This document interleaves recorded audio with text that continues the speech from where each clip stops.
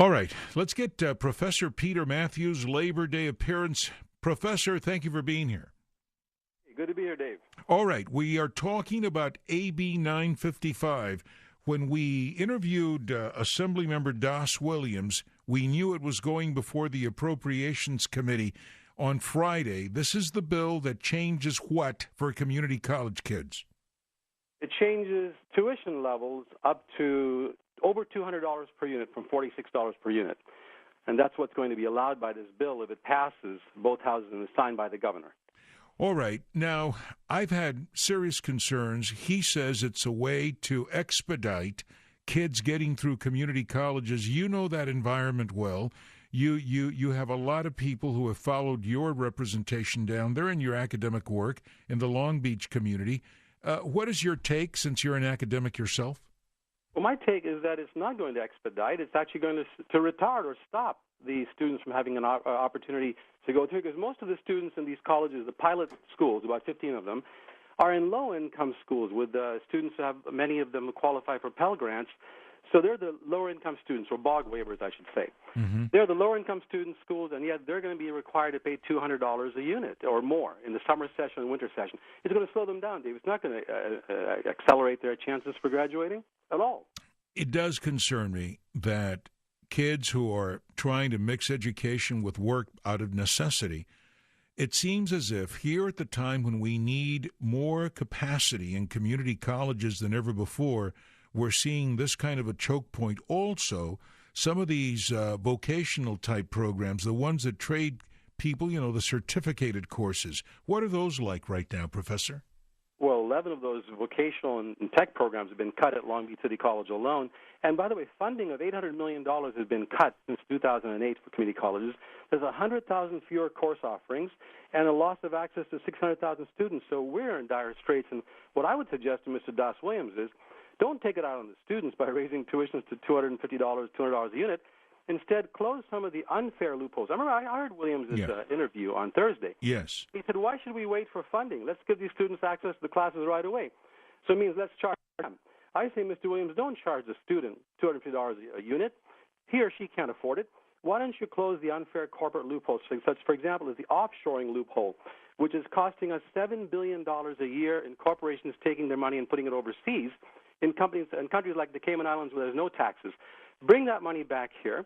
There are a couple other loopholes. I mean, you got the property tax loophole where Chevron pays less in property taxes percent-wise than the middle-class homeowner. There needs to be a split roll, right, that would bring the money in from these big commercial property owners. That would bring in a couple billion more. And one more loophole, David, that would really immediately work. And it's failed in the legislature because people like Das Williams and other people opposed it. Many of them are in the pockets of the oil companies. It's called the oil severance tax. We're the only state in the entire union with no oil severance tax, and that we're losing $3 to $4 billion a year that could come in and pay for all the tuitions of community colleges and university students in California, and certainly reduce them considerably. Now, on this Labor Day weekend, you spoke before a community group. Tell us what your theme was, because, you're talking about a very important issue, our democratic process. You have another spin on that. Yes, absolutely. The talk I gave was on money and politics, getting big corporate money out of the pockets of politicians and their campaigns so we can have them do the right thing and serve the public. For example, why would the California Legislature vote down the oil severance tax or vote to not have a moratorium on fracking of oil? Because they're taking money from the big oil companies and they can't go in the direction that the public needs them to. So I say, as my book, I'm writing a book, as you know, on it, I'm saying dollar democracy with liberty and justice for some has to be made liberty and justice for all, and that's how we win back the middle-class dream. And we got to free the politicians from the chains of the big corporate lobbyists. Now, bring in public financing. I thought we had deep sixed AB 955. We had actually just suspended it, and that's why I was concerned when, thanks to your vigilance, you brought it back to our attention that it had come back up on the radar. How does it look now? I mean, we just talked about this latest poll, people not happy with the state of education in California, even post Prop 30. What happens now in terms of the temperature of the water up in Sacramento? How do you read it? Well, I think it's such a precarious time right now, and we're going to be holding a big rally tomorrow at Long Beach City College to make the public understand that this bill could actually go through within 2 weeks and become law, because after the Senate Appropriations Committee voted for it on Friday, 5-2, by the way, only 2 abstentions. There was a Democrat that abstained also. So it passed through the committee. It's going now to the floor for a vote, for debate and vote next week. If it passes through the floor of the Senate, then it goes to the Assembly just for reconciliation or conference, which will pretty much be reconciled. They're pretty much the same bill in both houses. And then it goes to the governor's desk in about a week and a half, 2 weeks for signature. And I'm wondering whether Jerry Brown will veto it or possibly sign it, saying it's giving more access. And this is what really bothers me, David. You know, Mr. Williams said that he cares about these lower-income students, especially Latino students, he said.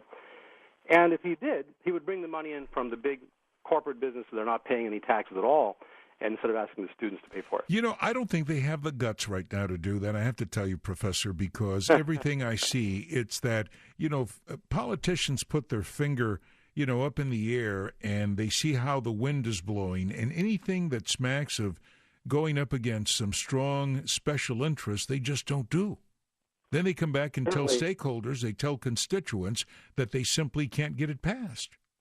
That's what they quite often say. They've done it with previous bills. And, you know, Dave, it's time that we lead the politicians. I think the people have to get organized and aware and then make demands on the politicians to do what the people want.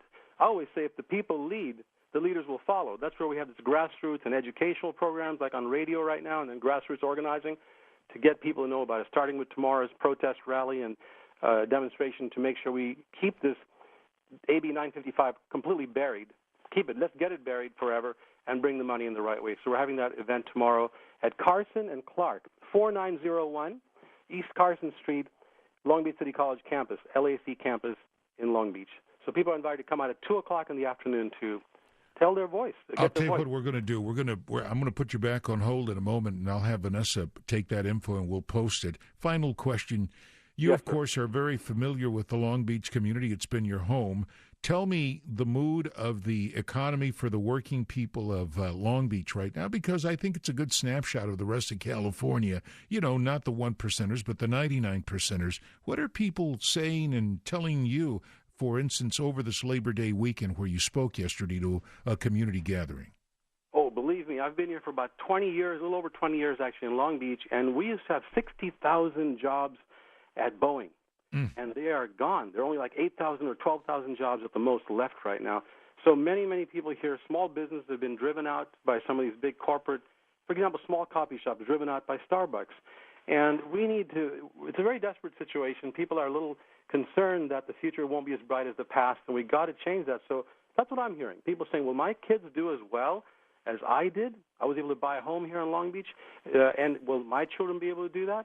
And let me tell you something. World War II veterans came here to Lakewood and Long Beach and bought a home with $1 down payment, Dave, in the GI Bill, with the GI Bill. And our veterans today can't even be able to afford to pay enough of their rent in many cases. They're doubling up, and their tuitions are skyrocketing. And Das Williams is wrong. The Pell Grant and all the federal aid won't help, because when you use up those grants, you're using them up on a very expensive program of $600 per course. That's right. You're going to buy only one course for $600 of your Pell Grant, whereas you could have bought 3 classes or 4 classes for the same money. See what I mean? He's not looking at the math. Professor Peter Mathews, thank you so much for being a strong voice for our community down there in the Long Beach community. Love the people down in your area. Thank you again. It always make a difference and make a change. We get together. I'm going to put you on hold, Vanessa. If you want to take that info on that protest tomorrow, again, want to keep this on your radar. This is AB 955. We thought this thing was done. Well, it's surfaced again. And they're going to try to ram this thing, they're going to try to bamboozle us again. So I would tell you, get involved, use your voice, let your elected officials know whether or not you believe that increasing tuition for community college students who need to finish their education, and now with the choke points being what they are in the classroom, they're being asked to ante up, 4 or 5 times more money? Give me a break. All right, I want to